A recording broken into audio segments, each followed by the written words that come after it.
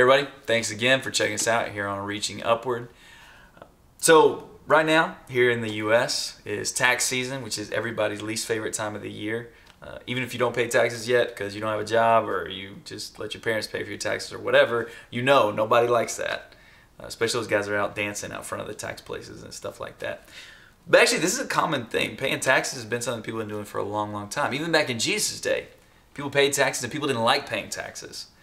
In Luke chapter 20, some people actually came to Jesus and they said, "Teacher, we know that you teach the Word of God in truth." They were being deceptive, by the way. They were trying to trick him. They said, "You don't show partiality to anybody. So tell us, is it lawful to pay taxes to Caesar or not?" In verse 23, it says that Jesus, he knew what they were doing. He knew they were just trying to trip him up and catch him in something. But Jesus, as always, was way slicker than anybody who was trying to trick him was. He said in verse 24, he says, "Show me a denarius." That was a denomination of money back then. "Show me a denarius. Whose likeness and inscription does it have?" And they said, "Caesar's." So Jesus basically says, "Show me the money. Who's on the money?" And they said, "Well, I mean, Caesar is." Then verse 25, Jesus' conclusion and his answer to their question is, "Then render to Caesar the things that are Caesar's, and to God the things that are God's."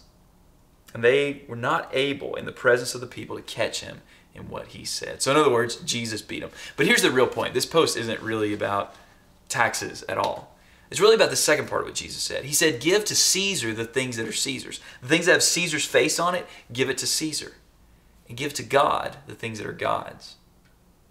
So what things have God's likeness? What things are made in God's image? Check out Genesis chapter 1, beginning in verse 26, and you'll see the creation of humanity.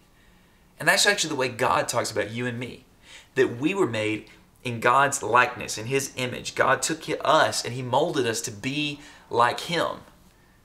And so what Jesus is really teaching here, the real lesson of tax season, is that you belong to God. And so you need to give yourself to God.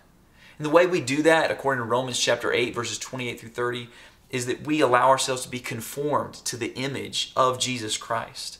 2 Peter chapter 1 talks about that through the true knowledge that's in Jesus Christ, we can become partakers of the divine nature, God's nature, if we give ourselves up to Him, so that we'll be like Him. So that's my challenge to you today, is that you would seek to give yourself to God and not try to hold it back, not try to shortchange God like you may be trying to shortchange the government. Shouldn't be doing that either. Don't shortchange God anymore. Give Him yourself. Give to God the thing that is God's. Give to God yourself.